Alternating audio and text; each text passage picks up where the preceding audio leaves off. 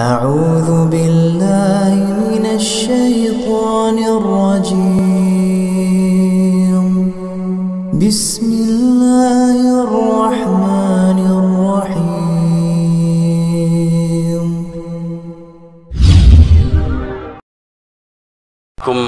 warahmatullahi wabarakatuh.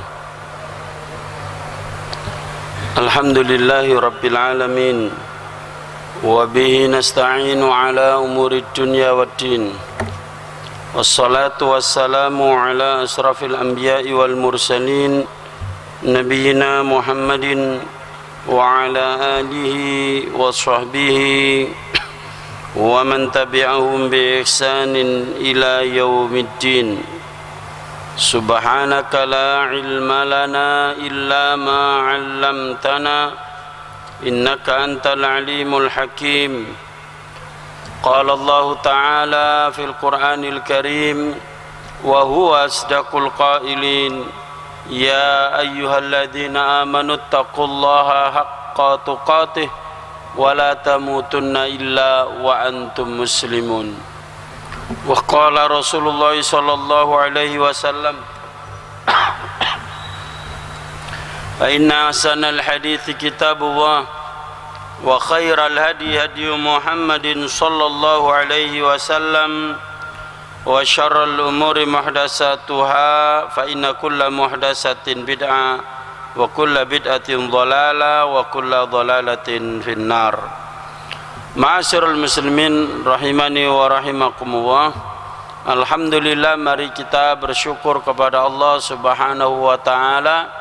Pada kesempatan pagi hari ini kita masih dikaruniai oleh Allah berbagai macam nikmatnya, termasuk nikmat yang terbesar yaitu nikmat iman dan nikmat sehat, sehingga kita bisa hadir di Masjid Mujahidin ini pada subuh hari untuk melaksanakan sholat subuh berjamaah, dan kita lanjutkan dengan mengkaji hadis-hadis Nabi Sallallahu Alaihi Wasallam dari kitab Al-Adabul Mufrad.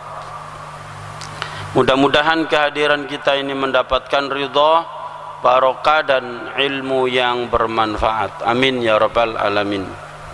Jamaah yang dimuliakan oleh Allah, kita sampai kepada bab hal yakni abahu, yaitu bolehkah memanggil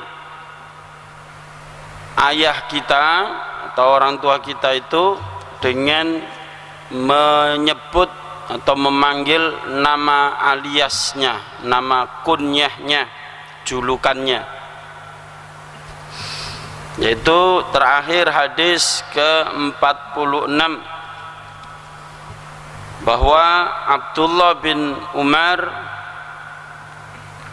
dia berkata, lakin Abu Hafsin Umaru qadha. Umar bin Khattab, yaitu Abu Hafs, jadi anaknya yang bernama Ibnu Umar ini, dia mengatakan Abu Hafs sudah menentukan. Yang dimaksud Abu Hafs ini adalah Umar, ayahnya. Jadi dia sebagai anak memanggil ayahnya, menyebut ayahnya dengan nama kunyahnya, julukannya, yaitu Abu Hafs. Nama aslinya adalah Umar. Jadi berarti apa hukumnya? Boleh memanggil ayah kita dengan sebutan atau panggilan julukannya. Ini tata krama di dalam memanggil orang tua. Yang tidak boleh itu adalah memanggil nama aslinya. Itu malah yang tidak boleh. Namanya Umar, dipanggil Umar. Ya, bagi anak itu hal yang terlarang. Tapi kalau memanggil nama julukannya dibolehkan. Selanjutnya yaitu bab wujubu silaturrahim, wajibnya atau kewajiban menyambung persaudaraan atau silaturrahim. hadis ke-48. Hadis 47 ini hadis dhaif. Kita loncati langsung saja pada hadis ke-48. Menceritakan pada kami Musa bin Ismail, dia berkata, menceritakan pada kami Abu Awanah dari Abdul Malik bin Amir atau Abdul Malik bin Umair, dari Musa bin Tolha dari Abu Hurairah radhiyallahu an, dia berkata, lamma nazalat hadhil ayah, ketika turun ayat ini, yaitu ayat yang ada dalam surat Asy-Syu'ara surat ke-26 ayat 214. Apa bunyi ayatnya? Wa anzir ashiratakal aqrabin, dan peringatkanlah wahai Nabi Muhammad kerabat atau famili dekatmu. Ini tahapan dakwah dalam kitab-kitab sirah nabawiyah, yaitu sejarah Nabi atau tarikh Islam itu, bahwa periode dakwah Nabi itu mengalami tahapan-tahapan.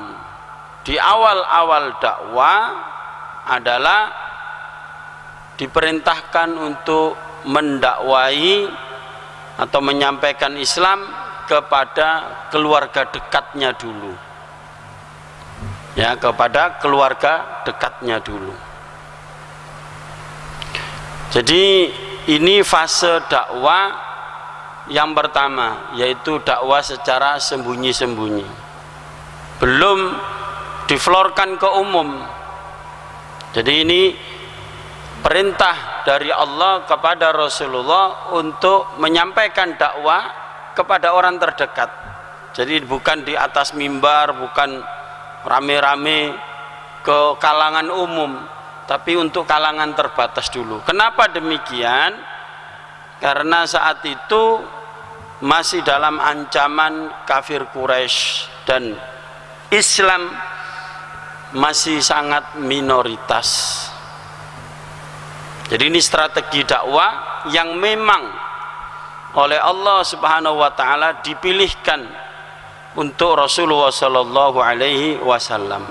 Nanti ketika dakwah itu diumumkan, turunlah ayat fasda bima tu'mar wa a'rid anil jahilin. Nah, sejak turunnya ayat itu, maka dakwah secara terang-terangan. Sampaikan wahai Nabi Muhammad apa yang diperintahkan oleh Allah kepadamu, dan berpalinglah dari orang-orang jahil, orang-orang yang bodoh. Ojo direken itu orang-orang bodoh itu yang menghalangi dakwah itu, kamu jangan anggap, sampaikan saja. Nah, itu ketika dakwah sudah terang-terangan, artinya umat Islam sudah mulai punya kekuatan. Ketika umat Islam masih lemah, perintahnya ini, ya, wa anzir ashiratakal aqrabin, peringatkan kerabat dekatmu dulu, yaitu dalam surat Syu'ara 214. Kemudian kata Abu Hurairah, ketika ayat ini turun, qaman Nabi sallallahu alaihi wasallam fanada, lalu kemudian Nabi sallallahu alaihi wasallam melaksanakan perintah itu. Beliau bangkit segera, begitu ada perintah langsung menghubungi kerabat-kerabat dekatnya. Lalu kemudian beliau memanggil, ya Bani Ka'b bin Lu'ay, wahai Bani Ka'ab bin Lu'ay, angkidu anfusakum minan nar, selamatkan diri kalian masing-masing dari neraka. Itu saja pesan Rasulullah, dakwanya singkat kepada kerabatnya, yaitu Ka'ab, dari keluarga Bani Ka'ab bin Lu'ay. Kemudian yang kedua dipanggil juga, beliau mendatangi, ya Bani Abdi Manaf, wahai Bani Abdul Manaf, angkidu anfusakum minan nar, selamatkan diri kalian masing-masing dari neraka. Jadi diperingatkan supaya menyelamatkan diri masing-masing dari api neraka.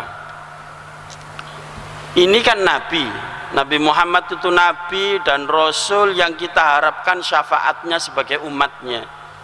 Tapi kenapa kerabat-kerabatnya saja oleh baginda Nabi SAW diperingatkan supaya jangan jagakno beliau, ya, karena mentang-mentang dulure Nabi, kerabatnya Nabi, lalu kemudian punya backingan, sudah merasa pegang kuncinya surga. Ya, merasa turunan Nabi, kerabat Nabi, seolah-olah sudah jaminan masuk surga, selamat dari neraka. Oh, ternyata tidak. Rasulullah mengingatkan, angkidu anfusakum minan nar, selamatkan diri kalian masing-masing dari api neraka. Yang ketiga, ya Bani Hashim, wahai Bani Hashim, angkidu anfusakum minan nar. Sekarang giliran Bani Hashim, diperingatkan juga oleh Nabi SAW, wahai Bani Hashim, semuanya kerabat-kerabat yang termasuk turunannya Hashim ini, angkidu anfusakum minan nar, selamatkan diri-diri kalian masing-masing itu dari api neraka. Kemudian yang keempat, ya Bani Abdul Muthalib, wahai anak keturunannya Abdul Muthalib, angkidu anfusakum minan nar, selamatkan diri kalian masing-masing dari api neraka. Sudah berapa, Pak? 4 keluarga besar Rasulullah sallallahu alaihi wasallam, semuanya diperingatkan supaya hati-hati di dalam hidup yang sekali ini, jangan sampai perbuatannya itu menyebabkan masuk ke dalam neraka.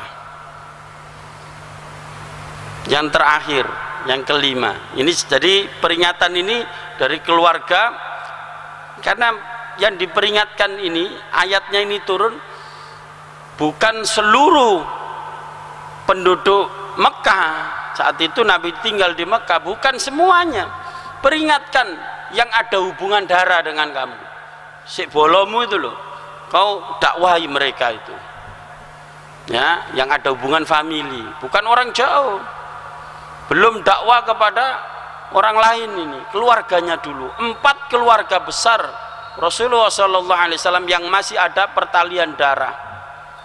Nah, semakin kesini semakin dekat, ya, Abdul Muthalib, lalu kemudian baru dibawa Rasulullah, yaitu anak beliau, ya Fatimah bintu Muhammadin, wahai anakku Fatimah, anaknya Muhammad, angkidi nafsaki minan nar, selamatkan dirimu wahai anakku dari api neraka. Anaknya loh, Pak, anaknya betulan, anak kandung, bukan ngaku-ngaku Habib palsu, turunan Nabi. Saya ini turunan Nabi, mentang-mentang hidungnya mancung wis kaya putune Nabi, ya.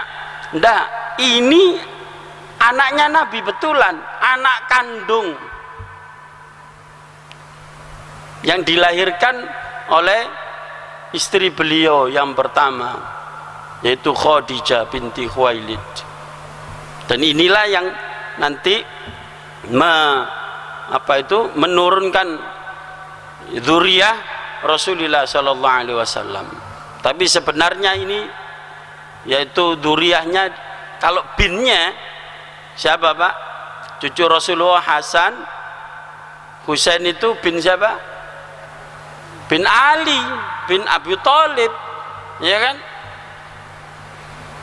Memang yang putri Fatimah itu, istrinya Ali bin Abi Thalib itu, istri apa itu, anaknya Rasulullah. Tetapi kalau secara nasab dinasabkan kepada siapa? Kepada Ali kan? Ali itu sepupu Rasulullah, anaknya Abu Thalib. Nah begitu. Jadi anak kandungnya yaitu Fatimah diperingatkan oleh Rasulullah sallallahu alaihi wasallam, angkidi nafsaki minan nar, selamatkan dirimu wahai Fatimah dari api neraka. Beliau sallallahu alaihi wasallam tidak mengatakan, "Jok khawatir nak, bapakmu nabi, ya pasti kamu masuk surga." Tidak begitu. Dan itu bukan ajaran Islam, suka menjamin-jamin orang itu. Orang itu didorong untuk mandiri. Pendidikan anak yang terbaik itu, anak bukan disandarkan pada orang tua, anak bukan disandarkan pada harta, anak bukan disandarkan kepada jabatan orang tua, tetapi apa? Anak itu dilatih untuk mandiri dan bertanggung jawab atas amal atau perbuatannya sendiri. Begitu para jamaah. Ya. Jadi Rasulullah tidak kemudian mengatakan, sudah nak, kamu jaminan surga. Tidak begitu. Itu bukan pendidikan yang baik. Tapi Rasulullah Shallallahu Alaihi Wasallam mengatakan kepada anaknya, selamatkan dirimu dari api neraka. Artinya apa? Walaupun anaknya Nabi, kalau dia berbuat maksiat tetap dapat dosa, tetap oleh Allah tidak sungkan dimasukkan ke dalam neraka. Tidak peduli, jangankan anaknya, bapaknya Nabi saja masuk neraka, pamannya Nabi masuk neraka. Bapaknya Nabi masuk neraka siapa Pak? Azar, bapaknya Nabi Ibrahim. Ya, pamannya Nabi yang masuk neraka siapa? Pamannya Nabi Muhammad, Abu Thalib. Dan itu oleh Allah seringan-ringannya siksa neraka, diberi keringanan. Tidak ada manusia siksaan nerakanya lebih ringan dari Abu Thalib. Mau tahu siksa yang paling ringan yang nanti dialami Abu Thalib? Itu dipakaikan sandal dari api neraka. Begitu dipakai, otaknya ini mendidih, umek, ya, keluar dari hidungnya, dari matanya, dari telinganya, semua cairan tubuhnya, brodol ususnya keluar semua dari lubang-lubang yang ada dalam tubuhnya. Begitu sudah selesai, kembali lagi utuh. Begitu lagi prosesnya. Itu yang paling ringan, pamannya Nabi loh. Jadi nggak ada jaminan, apalagi kita, ya, turunan Nabi aja bukan. Mungkin kalau ngaku turunan Nabi, Nabi siapa Pak? Nabi Adam, betul nggak? Kita semua turunannya Nabi, tapi Nabi Adam kan gitu. Nah, jadi mari kita perhatikan baik-baik. Tidak ada jaminan keluarga Nabi, turunan Nabi lantas sudah disestempel masuk surga. Oh, tidak bisa. Semua itu harus beramal. Allah Maha Adil, ya. Surga itu bukan hanya untuk orang-orang yang turunan Nabi, tetapi surga itu untuk orang-orang yang bertakwa. Maka Fatimah ini diperingatkan oleh Nabi, fa innilah amliku laki minallahi syai'a. Wahai Fatimah, saya, ayahmu ini, abimu ini tidak bisa menjamin kamu atau menyelamatkan kamu dari murka Allah. Allah itu kalau sudah menyiksa, saya tidak bisa nahan, saya tidak bisa menyelamatkan kamu. Jadi kalau kamu berbuat, kamu harus bertanggung jawab. Maka selamatkan dirimu dari api neraka. Saya tidak dapat melindungi kamu dari siksa Allah. Kemudian Rasulullah melanjutkan yang ada kaitannya dengan bab ini, yaitu wajibnya silaturahim. Ghair anna lakum rahiman sa'uballuha bibilaliha. Maka kata Rasulullah sallallahu alaihi wasallam, karena saya dan kalian wahai Bani Abdul Manaf, wahai Bani Ka'ab bin Lu'ay, wahai Bani Hashim, wahai Bani Abdul Muthalib, karena saya ini masih familimu, ya, saya sebagai kewajiban saya adalah menyambung silaturahim dengan kalian, ya. Jadi tetap disambung hubungan kekerabatan karena masih ada pertalian darah. Begitu pula dengan anak beliau Fatimah tadi. Hanya saja aku dan kalian ini ada hubungan silaturahim, maka kewajibanku adalah menyambung silaturahim dengan kalian. Kalau urusan dunia, di dunia ini kau minta tolong apa, ya saya bantu semampunya, begitu maksudnya. Jadi sebagai orang tua, sebagai ayah kepada Fatimah, kepada anaknya, beliau memberikan haknya Fatimah dan kewajiban beliau sebagai seorang ayah, ya, mulai dari menafkahi, mendidiknya dan seterusnya. Tetapi kalau menjamin bebas dari neraka, tidak bisa, harus beramal masing-masing. Nah begitu para jamaah, apalagi saudara-saudaranya yang lain atau kerabat yang jauh. Ini tentang wajibnya silaturahim. Kemudian selanjutnya hadis ke-49 menceritakan pada kami, Abu Nu'aim dia berkata menceritakan kepada kami Amru bin Utsman bin Abdullah bin Muhaib, dia berkata, aku pernah mendengar Musa bin Tolha menyebutkan dari Abu Ayyub Al-Ansari, anna Arabiyan aradalin Nabi sallallahu alaihi wasallam fi masiri, bahwasannya ada orang Arab deso, ya, Arso, Arab deso ini, yaitu orang Arab gunung, Arab, menemui Nabi di perjalanan. Nabi dicegat ketika dalam perjalanan. Nah, biasa orang lugu, ya, kalau mau tanya sesuatu nggak di rumahnya, nggak datang ke majelisnya ketika di masjid atau ketika sedang di rumah, ini ndak sak ketemu nih, ketemu di jalan sama Arso ini tadi, dicegat Nabi itu, ditanya sama Arab deso ini.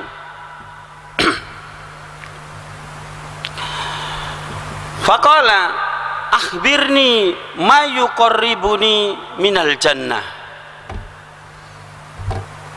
dia bertanya, beritahukan kepadaku amalan apa yang kalau saya kerjakan bisa mendekatkan aku atau memasukkan aku ke dalam surga. Pertanyaannya simpel, sederhana, dan sangat mendasar. Semua orang kepingin, Pak, masuk ke dalam surga. Tidak ada orang tidak kepingin, baik orang itu pendidikannya rendah, orang miskin, maupun orang pandai atau orang kaya, rakyat biasa, orang desa, orang kota, rakyat atau pejabat, semua orang pengen masuk surga. Ini langsung to the point ini, ya, namanya orang dari kampung, dia bertanya seperti itu. Kemudian wa yubaiduni minan nar, jadi kalau saya beramal itu, amal apa wahai Rasulullah yang kalau saya kerjakan menyebabkan saya masuk ke dalam surga dan menyelamatkan saya dari neraka, menjauhkan saya dari neraka. Ini Masya Allah, ya, orang kalau sudah cita-citanya seperti ini kan berarti orientasinya akhirat, ya kan? Biasanya orang itu kalau mendatangi ustadz, mendatangi kiai, kalau ada masalah, dan masalah itu rata-rata urusan dunia, Pak Yai minta doanya atau minta ijazah wiridnya, apa bacaan supaya rezeki saya, dagangan saya ini laris, ya, rezeki saya lancar. Urusan dunia, apalagi jelang pilkada, pilpres, ya, pilkadal, pilgub, apalagi pilek, pilihan-pilihan itu loh.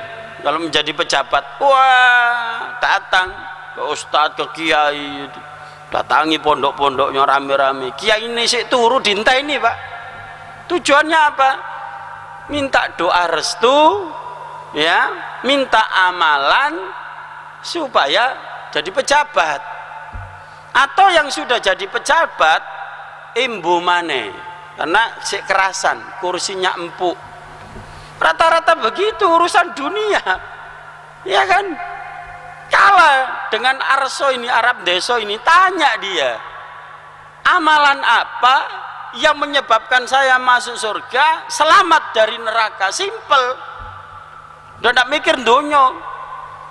Kenapa? Ini kuncinya. Kalau akhirat jannah itu dapat, di dunia dia sudah dapat jannah dunia, yaitu sakinah, ketenangan di dunia. Apa jawaban Rasulullah sallallahu alaihi wasallam? Qala ta'budullaha wa la tusyriku bihi syai'a. Pertama, beribadahlah kamu kepada Allah, dan jangan sekali-kali kamu menyekutukan Allah, berbuat syirik dengan segala sesuatu. Jangan. Kalau kamu ibadah kepada Allah saja, jangan ibadah kepada yang lain. Kalau kamu berdoa kepada Allah, minta kepada Allah saja, jangan minta kepada dukun, kepada danyang-danyang kamu beri sesajen, kepada keris-keris, ya, kepada kuburan-kuburan keramat. Jangan, minta kepada Allah. Jangan kamu minta kepada yang lain. Yang lain semua itu makhluk, semua butuh kepada Allah. Yang lain adalah hamba. Sang Khalik, pencipta, inilah al-ma'bud, yang berhak diibadahi. Nah, itu namanya orang yang bertauhid. Jadi yang pertama, Rasulullah mengajari supaya orang ini bertauhid kepada Allah, karena ini pokok, ya, ajaran yang paling radikal, yang paling mendasar, yang paling mengakar, ya ini. Jadi kalau ada istilah mau, ya, membasmi bibit-bibit radikalisme, saya curiga, karena istilah radikal dan ditambahi isme itu istilah dari barat, dari Islamfobia, dari orang-orang yang anti terhadap Islam. Nah, ajaran Islam yang paling radikal yaitu tauhid ini. Lah kok mau dideradikalisasi? Ya, saya curiga deradikalisasi itu sama dengan deislamisasi, mau menghilangkan Islam. Sebab kalau ajaran Islam yang berupa tauhid ini, yang mendasar ini, ya, tauhid ini sudah hilang, walaupun masjidnya berdiri kokoh, jamaahnya banyak, tidak ada tauhid dalam dadanya, hilang Islamnya. Karena ini pondasinya la ilaha illallah Muhammadur Rasulullah ini. Nah, begitu para jamaah. Jadi jangan kemudian kita ikut-ikutan program yang kita belum paham, ya. Mending kita ngaji, ya, belajar tauhid, kita amalkan ini. Jadi Rasulullah memerintahkan kepada orang ini, kalau kamu pengen masuk surga, syaratnya kamu bertauhid. Nah, begitulah, simple. Yang kedua, wa tuqimus shalah. Yang kedua, kamu dirikan sholat. Ya, kamu dirikan sholat, bukan kamu kerjakan sholat. Beda bahasanya.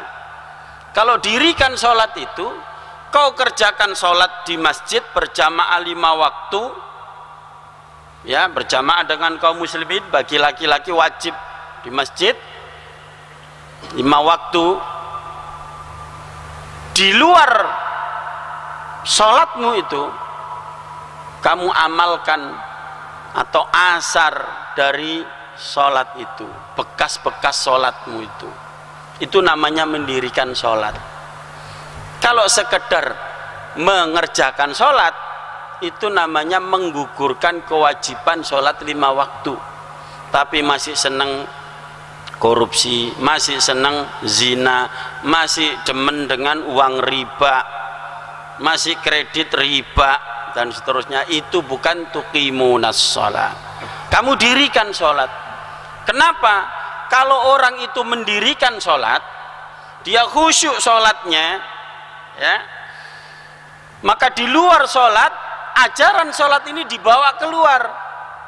Asar dari sholat, bekas positif dari sholat ini memancar dalam perilakunya, dalam ucapannya. Apa itu? Innas sholata tanha anil fahsya wal munkar. Sholat itu mempunyai asar bagi musolli, bagi orang yang mendirikan sholat itu, yaitu mencegah dirinya dari perbuatan keji dan perbuatan mungkar. Nah itu para jamaah, baru tuqimunas shalah. Kalau orang itu rajin jamaah di masjid, tapi maaf keluar masjid lisannya masih senang menjelek-jelekan orang, masih suka menghibah, masih suka memfitnah, mengadu domba antar umat Islam, ini belum mendirikan sholat. Jadi yang kedua, tuqimunas sholat, dirikanlah sholat. Dan sholat ini para jamaah adalah tiangnya agama, tiangnya Islam. Kalau tadi tauhid itu pondasinya, jadi ibaratkan bangunan Islam itu pondasi, kemudian tiangnya ini sholat. Kalau tidak ada tiang, ya pondasi tidak bermakna, tidak ada bangunan di atasnya. Tiangnya ini kalau dirobohkan, maka semua bangunan roboh. Berarti kalau orang itu mendirikan sholat, sama dengan menancapkan tiang-tiang, lalu kemudian atapnya atau bangunan yang berdiri di atasnya itu kelihatan kokoh, tidak rapuh. Maka orang yang sholatnya benar itu tidak mudah, atau orang yang mendirikan sholat itu tidak mudah sambat kepada makhluk, ya, tidak mudah berkeluh kesah. Kenapa? Karena 5 waktu dia oleh Allah diberi kesempatan untuk curhat. Bayangkan sehari 5 kali kita menghadap kepada Allah untuk curhat, ya, untuk berdoa, berkeluh kesah tentang masalah hidup kita. Umpama kita dari subuh tadi, kemudian nanti sholat duhur, itu kan nemui masalah, Pak. Kita pulang dari sini nanti ketemu masalah itu, entah masalah dengan istri, dengan anak, dengan tetangga, dengan teman, masalah pekerjaan, ya. Nyampe adzan duhur, kita masuk masjid, kita mengadu kepada Allah. Dan sebaik-baik doa adalah ketika orang itu dalam keadaan sujud. Nah, begitu para jamaah. Jadi nggak ada sebenarnya kesempatan untuk curhat pada orang, lalu dibeberkan aib-aibnya, apalagi aib keluarganya. Ya, khuliqal insanu halu'a idza massahu syarru jazua wa idza massahul khairu manu'a illal musallin. Manusia itu sifat dasarnya itu suka sambat. Apabila diberi oleh Allah sempit hidupnya, tidak banyak, sebentar saja. Orang sakit itu kan sebentar, Pak. Lama mana sehat kita sama waktu sakit kita, Pak? Durasinya. Sehatnya bertahun-tahun, begitu tua sakit-sakitan. Sakitnya pun tidak tiap hari, hanya beberapa hari, baru seminggu sambatnya kayak sakit mulai dari lahir sampai sekarang, ya. Itu manusia berkeluh kesah ketika dalam keadaan sempit hidupnya, padahal oleh Allah dicabut barang sebentar saja. Allah pengen mendengar rintihan kita, sambat kita kepada Allah. Lah kok disambatkan kepada manusia? Diberi oleh Allah sakit, diberi kesempitan rezeki, itu oleh Allah ditarik supaya kita semakin mendekat. Ya manusia suka berkeluh kesah, makanya keluh kesahnya kepada Allah. Tetapi ketika diberi oleh Allah kelonggaran, diberi waktu luang, rezekinya banyak, pelit manusia itu. Ngegem banyu gak netes. Itu rata-rata manusia. Tidak mau berinfak, tidak mau mengeluarkan hartanya, pelit dia. Illal musallin, kecuali orang yang sholat, orang yang mendirikan sholat, tidak mudah sambat kepada manusia, ya, karena dia sudah curhat kepada Allah dan dia loman, dia rajin sodako. Kenapa? Karena dia tahu dia hanya dititipi oleh Allah. Allah bisa saja mengambil sewaktu-waktu tanpa ada pahala, ya, kebakaran diambil oleh Allah, dicuri maling, ya. Tapi kalau dia sadar ini titipan Allah, saya nikmati, saya syukuri, saya ambil seperlunya, yang lain untuk bekal saya ke akhirat. Saya sumbangkan untuk pondok pesantren, saya sumbangkan untuk panti asuhan, saya sumbangkan untuk masjid. Sadar, itu orang yang mendirikan sholat. Illal musallin. Jamaah yang dimuliakan oleh Allah, yang kedua perintahnya adalah mendirikan sholat. Ini jalan masuk surga, selamat dari neraka. Yang ketiga, watu tiyaz zakah, kamu berikan zakat. Memberi zakat itu aktif, Pak. Bukan orang miskin diundang ke rumahnya, ayo ke sini, ke sini, ke sini, terus dikasih kupon, ngantri sak panjang-panjangnya kayak sepur, cuma dapat berapa?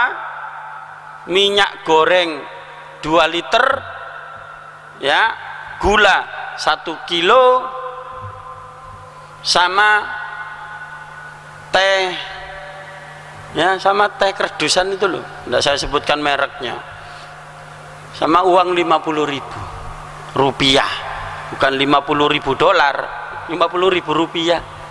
Ngantri. Praktek seperti ini kurang pas. Waktu tiyaz zakah, kau datangi orang miskin, ya, kau data survei, tanya RT RW mana tetangga-tetangga ini yang miskin, ya, janda-janda kering, anak-anak yatim piatu yang tidak mampu, datangi rumahnya, kasih. Aktif mendatangi. Kalau memang tidak bisa datang sendiri, ya disurvei, kemudian nyuruh orang untuk mendatangkan. Apa? Mendatangi orang-orang miskin. Bukan orang disuruh datang ke dia minta, bukan. Zakat itu didatangi. Makanya ada badan amil zakat, ya, ahsan seperti itu, baik seperti itu. Kita berikan, kita amanahkan kepada lembaga amil zakat yang kita anggap itu amanah, karena mereka punya data mana mereka-mereka yang membutuhkan. Itu sudah ada database-nya. Nah, kemudian mereka inilah yang membagikan. Nah, begitu. Itu pun kalau kita mampu. Jadi zakat ini bagi orang yang dianggap mampu, ya. Kalau orang miskin, fakir, di dalam Islam malah berhak dapat zakat, bukan mengeluarkan zakat. Watasilur rahim. Nah, yang ada kaitannya dengan bab atau pembahasan kita. Dan kamu sambung silaturrahim, ya, jangan kau putus silaturrahim. Kenapa penting para jamaah? Ancaman dari Rasulullah di hadis yang lain, la yadkhulul jannah, tidak masuk surga qati'ur rahim, orang yang memutus silaturahim.